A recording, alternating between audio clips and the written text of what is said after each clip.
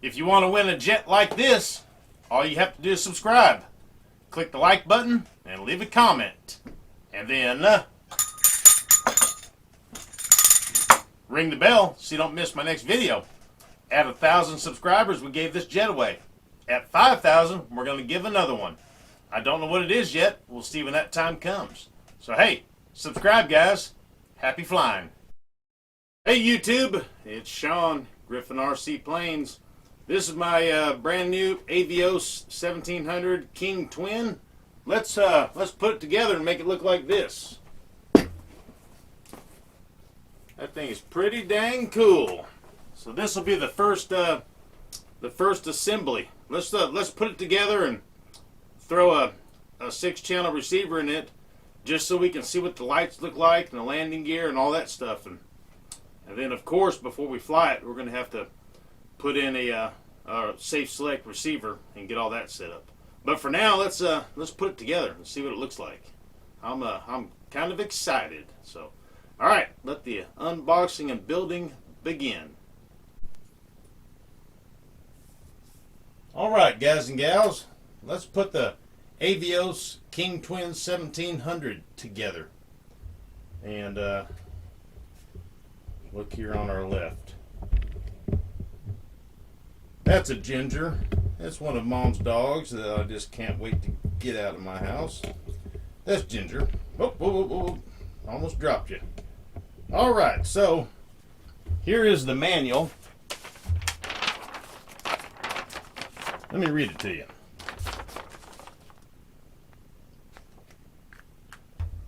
Forgot I was old and had to get my glasses. So it says the quick setup guide. It says hello and thank you for purchasing this model from Hobby King. You'll find the full assembly manual for your brand new Avios King Twin 1700 under the Files tab for this product on our website. However, if you are already an experienced pilot and a dab hand at assembling PNFs, plug and fly, you'll likely only need a few vital details to get you going, in which case, please find below info relating to recommended control throws, battery suggestion, CG position for the Avios King Twin 1700. One last thing to note, the props on your King Twin rotate inwards. Happy flying, and we hope you enjoy this Hobby King product. So, this is what we'll go on. We don't need the stinking internet. So, here we go. One thing I want to show you real quick. So here's all the wires from the speed control and servo wires and stuff that are going to push up through the center of the fuselage in a minute. But I just wanted to show you this BEC they have included that are most likely to power the whole plane, and that I'm guessing that the speed controls don't supply power to the receiver. All right, and they have this little blue thing I just slid off and on, and these 4 pins, and you can choose the voltage that you want to go to your receiver.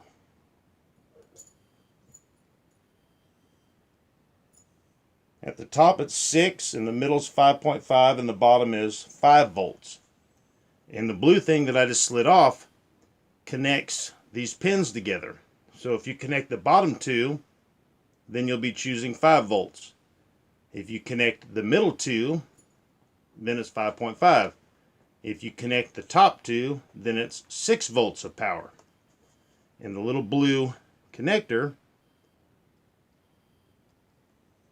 just connects both pins. So that's kind of neat. Just thought I'd point that out. What else we got going on here? We have an XT90 battery plug, which is good because I have those size connectors, going to 2 speed controls. You can see 2 reds and 2 blacks. So they just got it split. Speed control for each motor. And then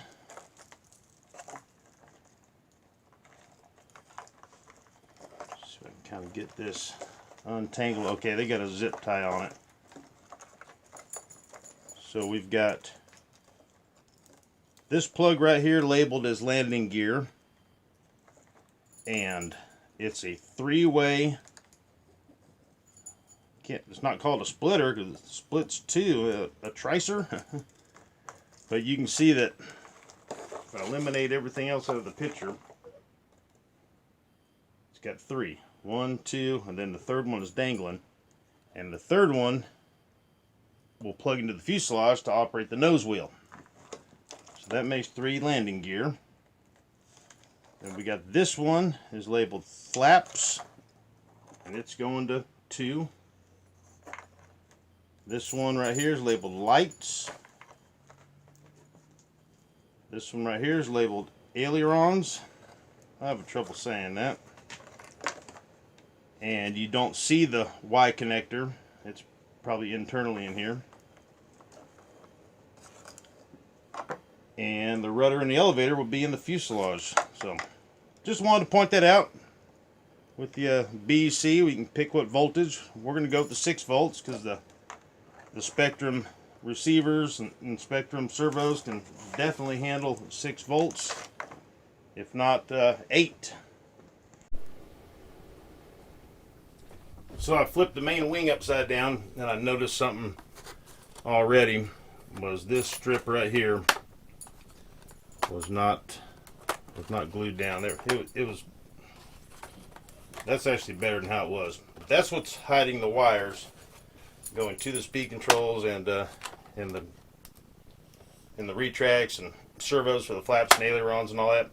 And you can see that their centering is not the best, but no big deal. No big deal at all. But I thought I would just take a glue stick and paint a little glue and stick it back down, just in a couple spots. Get some on this edge over here.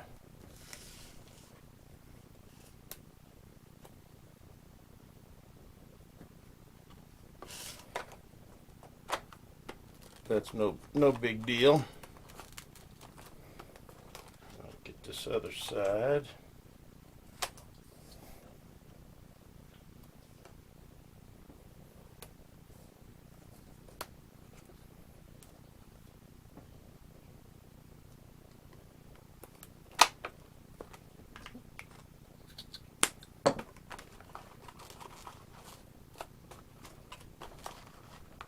I'll take care of that.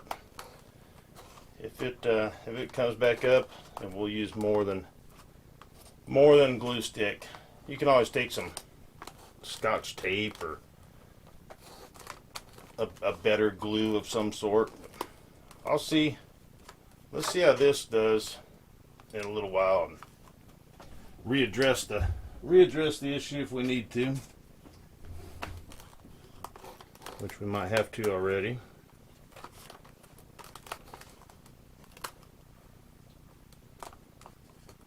I'll still probably take this thing apart before I fly it and cover it in the polyacrylic, but we just need to put it together. And the linkage for the flaps and ailerons are not connected, which is cool. And they've got Scotch tape holding these bags down. Oh boy, I hope that doesn't mess up the foam. And it's not. Look at that. Now that's something I haven't seen before. Look at this, guys.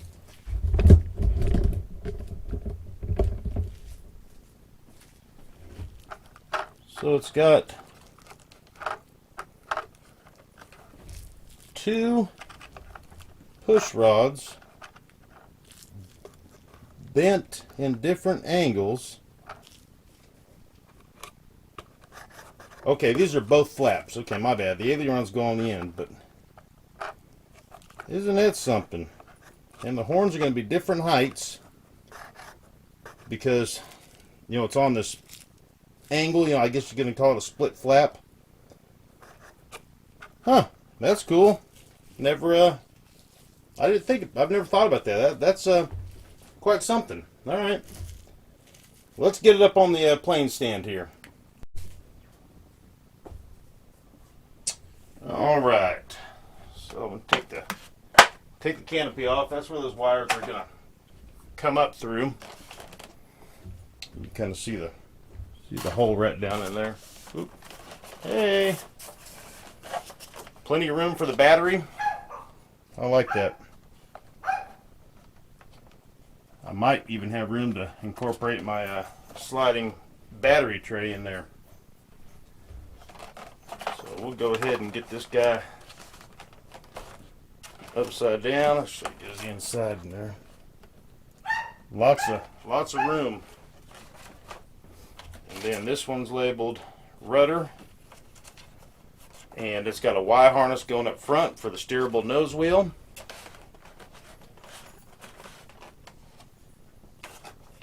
And then there's another one right here labeled elevator. So the elevator and rudder.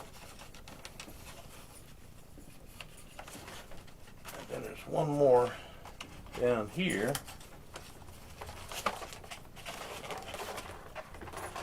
It's the retract. The retract is not labeled. All right.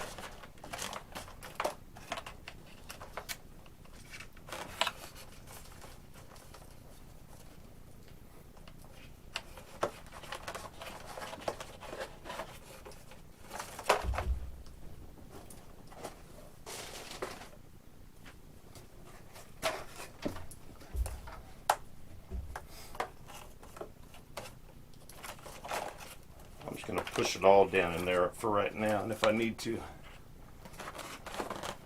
take it back apart to plug a few things in.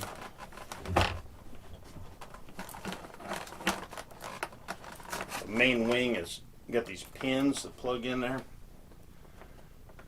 and the wires are, well, that's a snug fit. That's really, really nice. All right, let's grab a couple screws. Let's see what we got here in the bag of tricks. Get a couple spinners and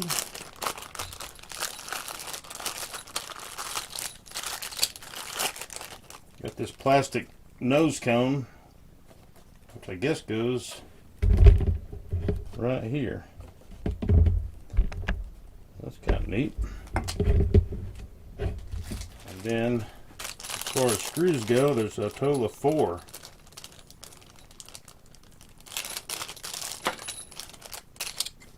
Two smaller ones that are coarse thread, so they'll be going into plastic. And there's 2 long ones that are fine thread, so they'll be going into metal that's already threaded. And in top of the, or in the bottom rather, hold the wing on. Like I said, there's 2 pins. The wing pinned in right here and then fell down in the bottom. And that's how it goes. That's how it goes together. We'll grab a screwdriver. And without putting any force, I just want to feel if the threads are catching, if things are lined up. And if they're not, you know, we'll make some adjustments. So, see, it's not going down on its own. So we need to check things out. Let's see about this one.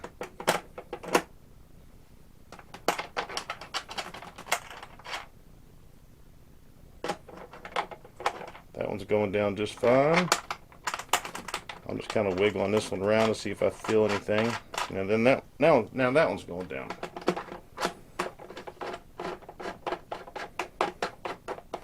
So that lined up rather good.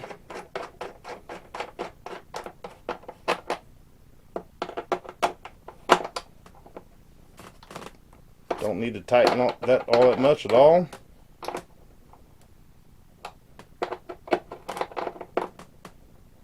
I would say that's plenty. Now we can flip it over and check out the wire situation. And I've found the weight limit of this plane stand. And this is a little too heavy for it. So we're just going to set it down. You can see my glue job is not working out already. Like that.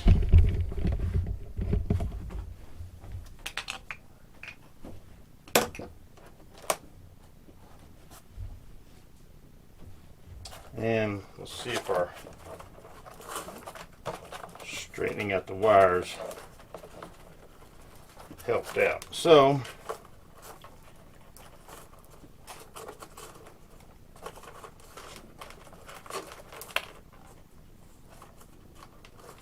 the rudder we'll leave out of the picture because it was in the fuselage and we only added the wing.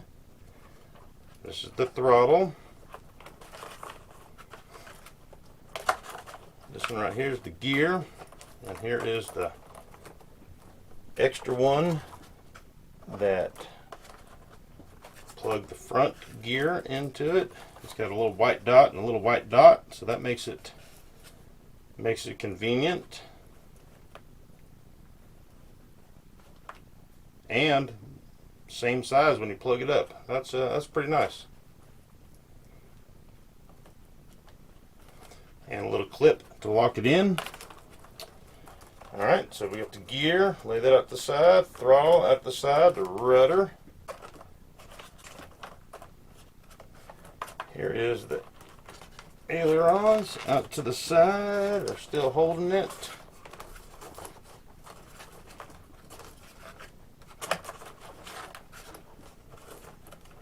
And I just had the other one right there. Get over here. Elevator that stays in with the fuselage. The only other one is the nose wheel that needs to be tied in with the, well, no, the rudder is already connected, so let's run back through them real quick. Throttle, gear, aileron. This one's for from the BEC to power the receiver. This one's the lights and the throttle.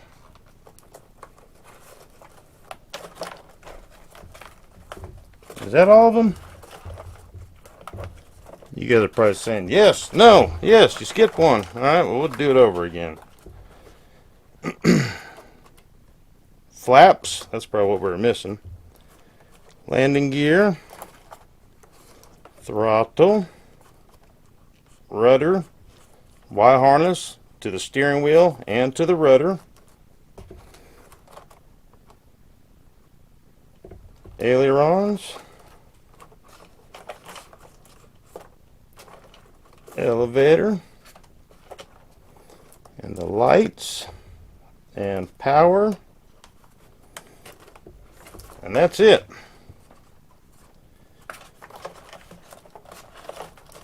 Now I'm going to do one other thing. I'm going to get a Y harness to come from the BEC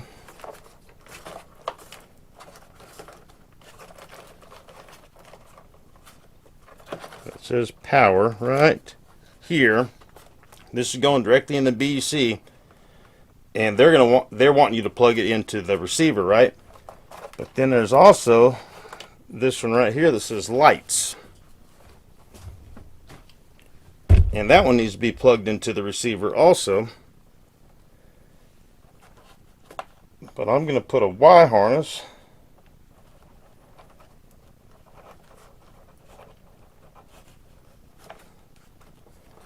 between the power and the lights. Now we only got to plug one connection into the receiver. Now they had it set up for two. And now we only have to use one. So let's see how many channels we need. Huh? We need one of our channels for lights, or we could do another Y harness and share something else. Flaps, we need a channel. Landing gear, we need a channel. That's 2. Throttle, we need a channel. It's 3. Ailerons, we need a channel. It's 4. Rudder, we need a channel. It's 5. And let's do it again here. Elevator, we need a channel. Is 1. Rudder, 2. Throttle, 3. Somewhere to plug in the power, 4. Ailerons, 5. Landing gear, 6. And the flaps, 7. That don't sound right, Sean. Okay, hold on. Flaps is 1. Landing gears 2. Ailerons 3. Throttle is 4.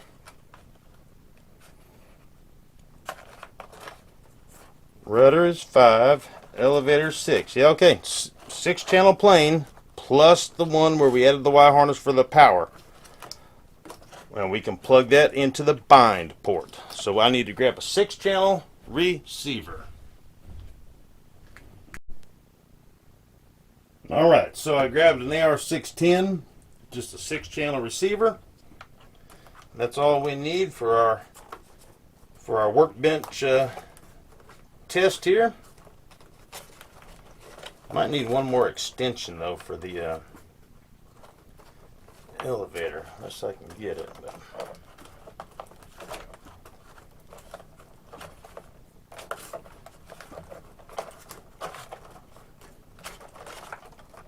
I think we're going to be okay. Alright, so the ailerons go into channel 2.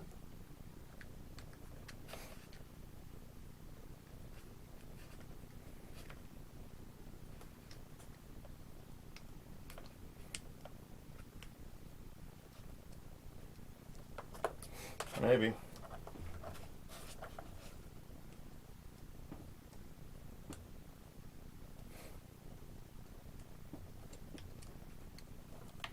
Like so. There's the throttle. Throttle goes into 1.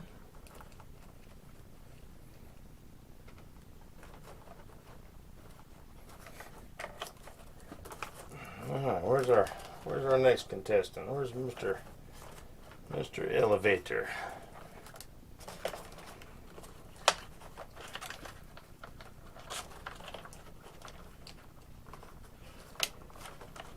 That's where we might need that other extension, but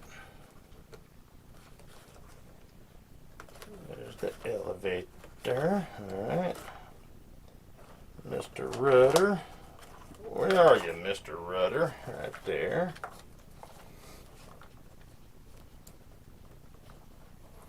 There's Mr. Rudder and Mr. Flaps.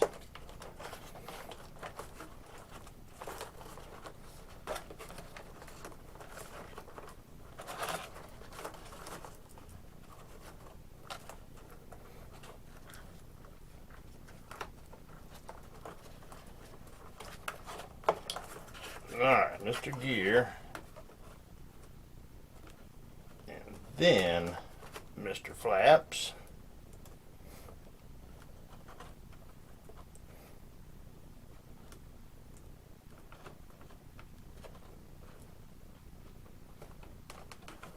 We're going to have to unplug one of them to bind it, because the speed controls are not going to power the receiver like it does in most of our planes, because of the dual speed controls and then the BEC they have. So we're going to have to unplug one and then plug the power into whatever, the flap, so we can use the bind plug. So let's spin it around and put the back together.